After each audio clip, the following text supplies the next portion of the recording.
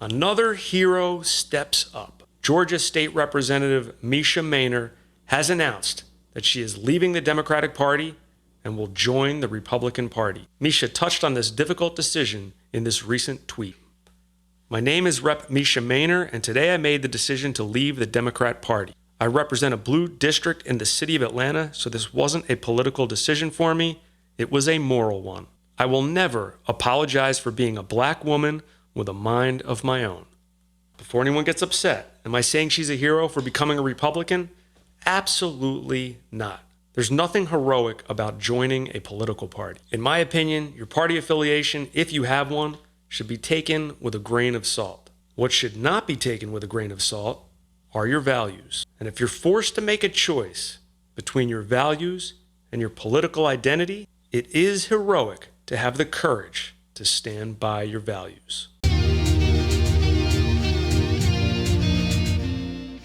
Welcome back to Shadow Wreckardz, where we believe independent journalism can turn this country around. I'm Scott. Let's continue. Let's hear from Mesha Mainor directly about what specifically led to this decision. As a Democratic state representative from one of Georgia's bluest districts announces she is defecting to the Republican Party. Thanks for staying with us at 5:30. Yeah, and so Mesha Mainor said she is tired of attacks from her fellow Democrats. We asked her about it today. She said constituents who cast their vote for her shouldn't feel betrayed. They should feel encouraged by her switch. Nothing changes. The only thing that changes is I have support, and I'm not being harassed and intimidated. State Representative Mesha Mainor said she was tired of attacks from Democratic colleagues after breaking with the party on several key votes this year.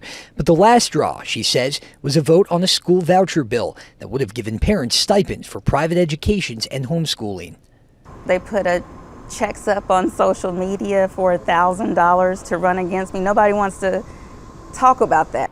Do you think that it was fair to constituents who had voted you in as a Democrat to switch parties without an election? I do. They elected me to serve them. I'm serving them.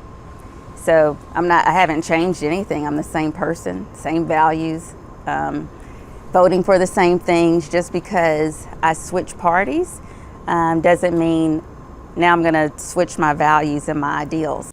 Now, is the only path to political heroism to leave your party? Not necessarily. For example, RFK Jr. has decided to run for president as a Democrat, even though his values are not in complete alignment with the current values of his chosen party. How so? Well, keeping it high level, the Democratic Party has become more authoritarian, more pro-corporation, and more pro-war. Rather than leave the party, his approach is to work to change the values of the party back to what they were in the 1960s, when his father and uncle were the prominent Democrat leaders. Your father and uncle were heroes in the Democratic Party. Would they be considered Democrats today? And are you shocked by how you are being treated by the Democrats and their media? I'm not happy about it, but I'm not shocked. I know, people get subsumed in orthodoxies. I believe that the values that I am trying to promote are the exact values that my father and my uncle would have promoted. And I've, written books about my family. I've studied them. I have, the more that I've studied my family, the more I've written and researched them, my uncle and my father, the more proud I am of them. And I have devoted my life to promoting the same kind of values that I think they promoted. And I'm trying to, one of my purposes in running is to remind the Democratic Party of, what we are supposed to represent and what we've always represented. And, people have said to me, why don't you run as an independent? And I say, because I'm a Democrat. This is who I am. This is my identity, but I want my party back. I want my party to be the party that I grew up in, the party of John Kennedy, the party of Robert Kennedy, the party of FDR, and Harry Truman. I respect both approaches as they are value-driven, not identity-driven. What do I mean by identity-driven? Driven by the need to stay in good standing with your perceived identity group. I'm guessing Mesha Mainor has considered herself a Democrat most of her life. She's representing a deep blue district which according to her, she has very close ties to. Mesha Mainor is in the house. Woohoo! What's happening? How you doing? What's happening? I'm doing wonderful. Thank you for having me. Now, are you an Atlanta native? I am an Atlanta native, born and raised in the city. Georgians, Atlantans are loyal. Okay. You know, it's all about loyalty. Mm-hmm. So my little area was called Hunter Hills. Hunter Hills, okay. So District 3 is also where Martin Luther King lived. Okay.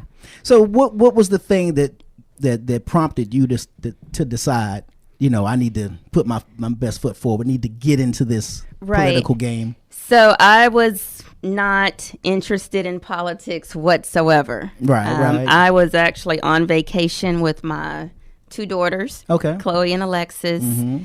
And while we were on vacation, my mom called me and she said, "Oh my goodness, Ivory Young just passed away." He was the council member that had been the council member for years. Okay.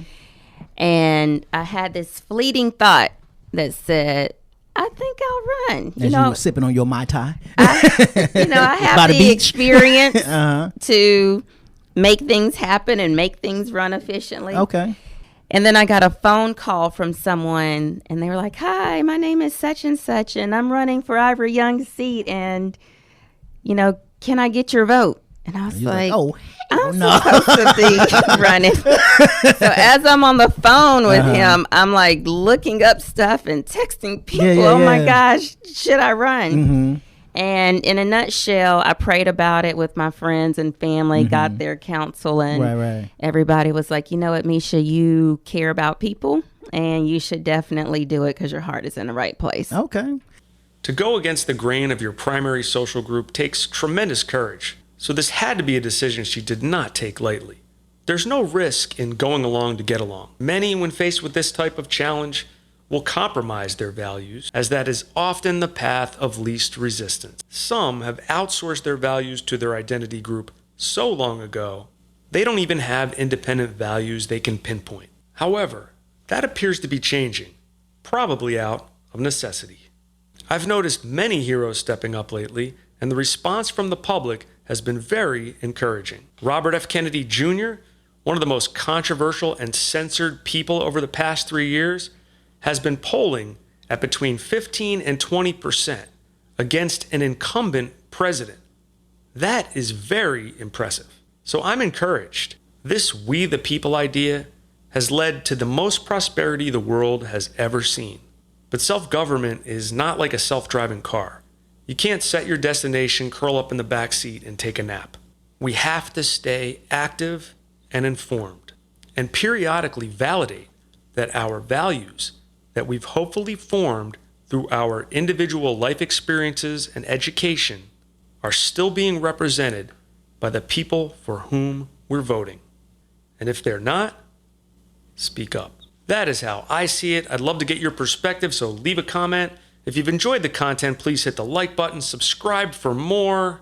Be the light that wrecks the shadows. See you soon.